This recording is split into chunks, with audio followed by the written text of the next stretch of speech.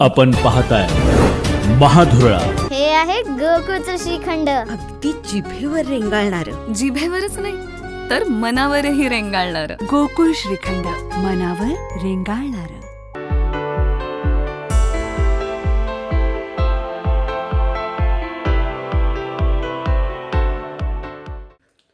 नमस्कार. महाधुरळा यूट्यूब चॅनलमध्ये मी गुरु बाळमाळे आपल्या सर्वांचं मनापासून स्वागत करतोय. नगरपालिका निवडणुका झाल्या, निकाल पुढे गेला. आता 21 डिसेंबरला राज्यातल्या सर्व नगरपालिकांचा निकाल लागेल. तत्पूर्वी महापालिकांचा महाधुरळा उडायला सुरुवात पण होईल. म्हणजे पुढच्या आठवड्यात महाधुरळा उडायला सुरुवात होईल. त्यामुळे आता निकाल नगरपालिकांचा जरी पुढे गेला असला तरी सध्या गेले 8-10 दिवस चर्चा सुरू आहेत. ते नगराध्यक्ष कोण होणार, सत्ता कुणाची येणार, नगरसेवक कुणाची निवडून ज्यादा येणार. केवळ फक्त कोल्हापूर जिल्हाच नव्हे तर संपूर्ण महाराष्ट्रात याची प्रचंड उत्सुकता वाढलेली आहे. निकाल पुढे गेल्यामुळं चर्चेला वेग आलेला आहे. या सगळ्या पार्श्वभूमीवर आज आपण पाहणार आहोत जत नगरपालिकेत निकाल काय लागू शकतो, काय अंदाज आहे. कारण जत नगरपालिकेत चौरंगी लढत झाली, त्यातले तिरंगी लढत तर एकदम जोरात ताकदीनं झालेली आहे. प्रचंड चुरस जतच्या या मैदानात पहिल्यांदाच बघायला मिळालं. कारण 28,000पेक्षा अधिक मतदार या जत नगरपालिकेत आहेत आणि 20,000पेक्षा अधिक मतदान झालेलं आहे. दोन्ही राष्ट्रवादी एक झाले, हा पहिला धक्का होता. नंतर भाजप आणि जनसुराज्य एक झाले. काँग्रेस स्वबळावर लढलं, रासपनं त्यांना पाठिंबा दिला. या सगळ्या पार्श्वभूमीवर महायुतीमध्ये पण फूट पडली आणि महाविकास आघाडीमध्ये पण फूट पडली. त्यामुळे या फुटीच्या पार्श्वभूमीवर फुटीची जी काय पाळंमुळं आहेत त्याचा फायदा कोणाला होणार, त्याचा दणका कोणाला बसणार, या सगळ्यावर या निवडणुकीचा निकाल अवलंबून आहे.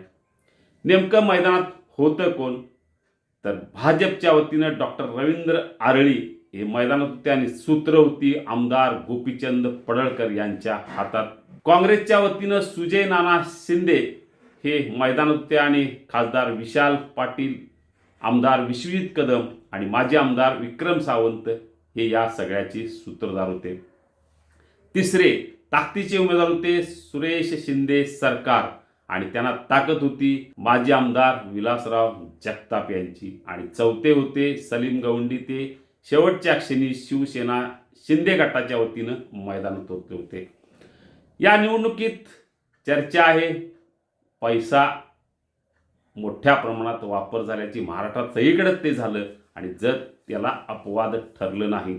त्यामुळे कुणाची ताकद कशी लागली, कुणी कशी फिल्डिंग लावली, कुणी काय आश्वासनं दिली आणि कुणाची यंत्रणा नेमकी कशी आदल्या 2-3 दिवसात राबवली गेली यावरच निवडणुकीचा निकाल, निवडणुकीतली चुरस प्रचंड वाढलेली आहे. आपण आता पाहूया नेमकं कोण कसं निवडून येऊ शकतो या संदर्भात. आपण अजूनही जर महाधुरळा हे यूट्यूब चॅनल सबस्क्राईब केलं नसेल तर आत्ताच सबस्क्राईब करा, महाधुरळा यूट्यूब चॅनल. आपण आता वळूया मूळ विषयाकडे.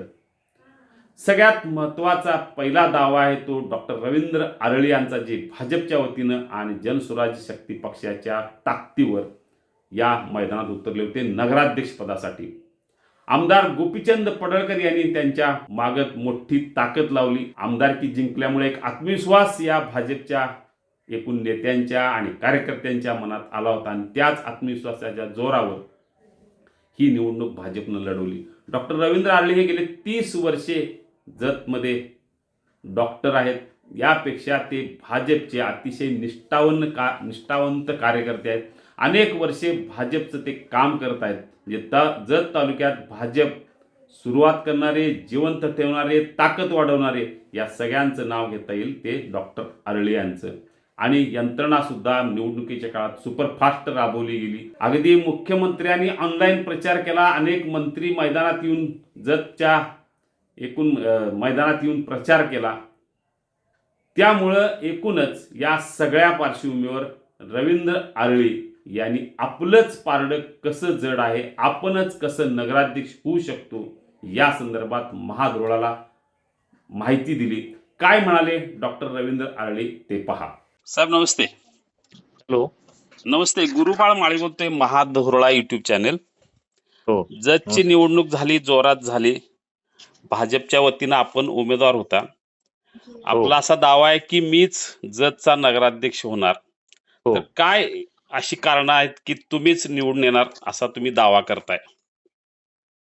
पहिलं कारण होतं की लाडकी बहीण योजनेचा इफेक्ट खूप चांगल्या पद्धतीनं इथल्या महिलांच्यावर पडलेला आहे. हा. दुसरं, माननीय गोपीचंद पळकर साहेबांनी जे विजन दाखवलं हा. डॉक्युमेंटरी मधून, हो.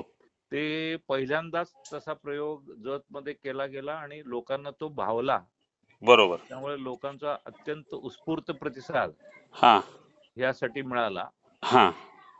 आणि तिसरी गोष्ट म्हणजे भारतीय जनता पार्टी आणि माननीय नरेंद्रजी मोदी हा. आणि माननीय आपले देवेंद्र भाऊ हा. यांच्यावरचा पुन्हा एकदा विश्वास अधोरेखित झाल्यामुळं हा.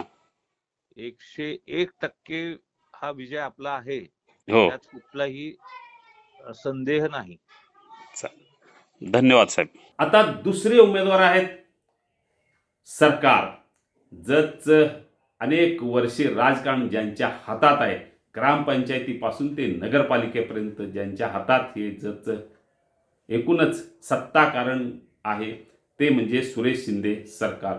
35 वर्षे जवळजवळ जतच्या एकूण या राजकारणावर त्यांची कमांड आहे. अतिशय चांगला जनसंपर्क आहे. प्रत्येक समाजात त्यांचा वावर आहे. घरोघरी प्रचार करत, म्हणजे अगदी मोटरसायकलवरनं घरोघरी प्रचार करत त्यांनी एकूणच प्रचाराचा महाधुरळा उडवला. आणि सगळ्यात महत्त्वाचं, त्यांच्या पाठीशी ताकद आहे ते माजी आमदार विलासराव जगताप यांची. त्यामुळे व्यक्तिगत संपर्क, अनेक वर्षाचं काम, त्यांचा एकूण स्वभाव, काम करण्याची पद्धत आणि काम होणार याची खात्री, या सगळ्या पार्श्वभूमीवर सुरेश शिंदे म्हणतात की मीच नगराध्यक्ष होणार. काय नेमकं कोणत्या शब्दात ते सांगतात पाहूया की तेच का नगराध्यक्ष होणार. माळी बोलतोय, महाधुरळा युट्यूब चॅनेल. जर नगरपालिकेची निवडणूक झाली, आपण नगराध्यक्ष पदासाठी उभं होता. हो. काय तुम्ही नक्की का नगराध्यक्ष होणार असं तुम्हाला वाटतंय? काय त्याची कारण असतील? साहेब, गेली 30 वर्षे माझ्या ताब्यात नगरपालिका ही ग्रामपंचायत होती. हा. माझं कायम 17 पैकी 15-16 क्षेत्र यायच्या. हो. आणि माझा आणि जनतेचा एवढा कॉन्टॅक्ट आहे. हा. तो व्यापारी असतील, बाकीचे कपाटवाले असतील, हा. किंवा छोटे मोठे उद्योग करणारे मंडळी असतील, हा. त्यांना कधी मी त्रास दिलेला नाही. ओके. त्यांना मार्क, दाखले वगैरे मी प्रत्येकाला दिलेत. हा. कुणाची अडवणूक कधी केलेली नाही. हा. त्यामुळं मतदार बंधूभगिनी कौल माझ्या बाजूने. तुमच्या महाविकास आघाडीत 2 गट पडले, म्हणजे काँग्रेस आणि राष्ट्रवादी वेगवेगळे लढले. त्याचा काय तोटा होईल का? त्याचा तोटा काही होणार नाही साहेब. आज मी जरी काँग्रेसवाले माझ्या मागे लागले होते, तुम्हीच उभा राहू नगराध्यक्षला म्हणून, हा. आमचे नेते जयेंद्र पाटील साहेब म्हणत होते तुम्हीच उमेदवार, हा. परंतु मी त्यांना नकार एवढ्यासाठी दिला, हा. मी निवडून येऊन लोकांची कामं काय करणार, शेवटी कामं करत असताना सत्ता लागते. हो. आज अजितदादा उपमुख्यमंत्री आहेत, हा. अर्थ खातं त्यांच्याकडे आहे. हो.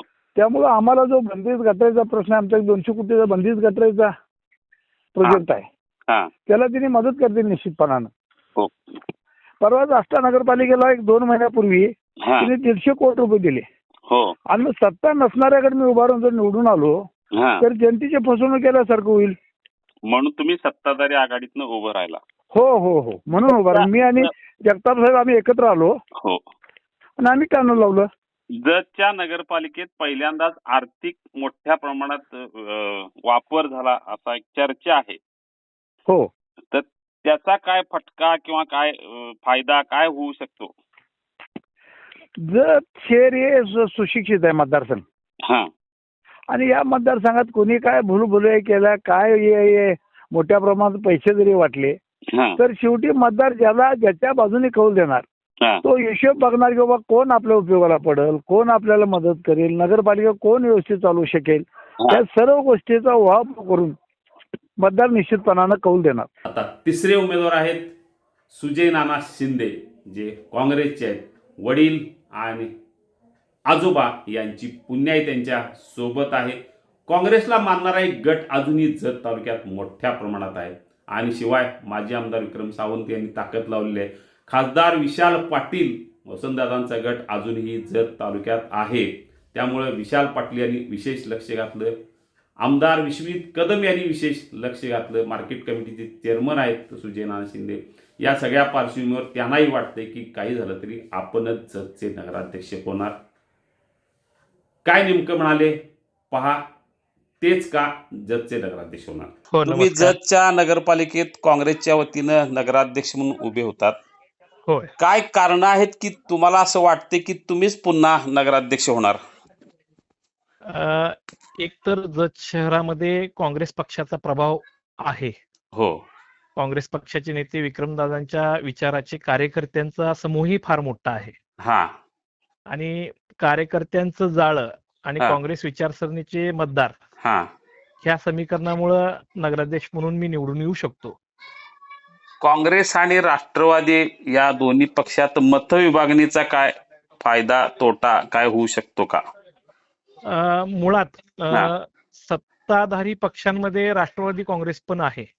हो. म्हणजे भाजप, राष्ट्रवादी काँग्रेस आणि शिवसेना म्हणजे राष्ट्रवादी काँग्रेस, अजित पवार गट, हा. हे तिन्ही पक्षांचे 3 पॅनल लागले होते. म्हणजे सत्ताधाऱ्यांचेच 3 पॅनल लागले होते. बरोबर. आणि आमचं पूर्णपणे काँग्रेस पक्षाचं विचाराचं आणि रासपा आघाडीचं एक पॅनल होतं. हो. त्यामुळं आमच्या मताची विभाजन होईल अशी शक्यताच नाही. हा. क्रॉस वोटिंग वगैरे काय झालंय किंवा काय शक्यता आहे. अशा पद्धतीचं कुठेच वातावरण नव्हतं. हा. कारण एकूण पूर्ण निवडणुकीच्या वातावरणामध्ये बघितलं हा. तर क्रॉस वोटिंगची शक्यताच नाही असं ओके. आमचं मत आहे. जे महायुतीमधल्या 3 पक्ष स्वतंत्र लढल्यामुळे त्यांच्या मतविभागणीचा फायदा काँग्रेसला होईल असं काँग्रेसला आपलं वाटतं. हो. धन्यवाद साहेब. सलीम गवंडी जे शिवसेनेच्या वतीनं शेवटच्या क्षणी मैदानात उतरले, हवा केली. उपमुख्यमंत्री एकनाथ शिंदे यांनी ही ताकद लावली. विशेषतः प्रचारात मोठ्या प्रमाणात या भागात त्यांनी प्रचार केला, ऑनलाईन प्रचार केला, शब्द दिला, आश्वासनं दिली. यामुळे सलीम गवंडी यांची हवा शेवटच्या टप्प्यात झालेली आहे. एकूणच या जत नगरपालिकेचा विचार करता क्रॉस वोटिंग झाल्याची शक्यता अधिक आहे. कारण प्रत्येकाचा वैयक्तिक संपर्क आहे, पैशाचा पाऊस आहे, जाती समीकरणं आहेत, स्थानिक नेत्यांनी केलेलं काम, न केलेलं काम, ऐनवेळी काँग्रेसमध्ये झालेली फूट, राष्ट्रवादीतून इकडे तिकडे गेलेले 2 राष्ट्रवादी एक आलेले, मनापासून एक झाले का, भाजपचे सगळे नेते राबले का, काँग्रेसचं नेमकं काय झालं, त्यांची ताकद किती पूर्वीची ताकद राहिली आहे का. माजी प्रदेशाध्यक्ष राष्ट्रवादी जयंत पाटील यांची भूमिका सुद्धा महत्त्वाची आहे. लिंगायत, धनगर, मराठा, दलित, मुस्लिम या समाजानं नेमकं काय केलं या सगळ्यावर जतचा निकाल अवलंबून आहे. निकाल लागणार हे नक्की आहे, पण तो निकाल कोणाच्या बाजूने लागणार, जतला सरकार की डॉक्टर, हाच प्रश्न सध्या चर्चेचा विषय आहे. जत तालुक्यात सगळीकडे एकच चर्चा आहे, जतचे नगराध्यक्ष पद सरकार की डॉक्टर. त्यामुळे आता निकाल अजून 15 दिवस आहेत. 21 डिसेंबरची तारीख आहे. प्रत्येकाने दावा केलाय की मीच जतचा नगराध्यक्ष. पाहूया आता कुणाचा दावा किती खरा ठरतो.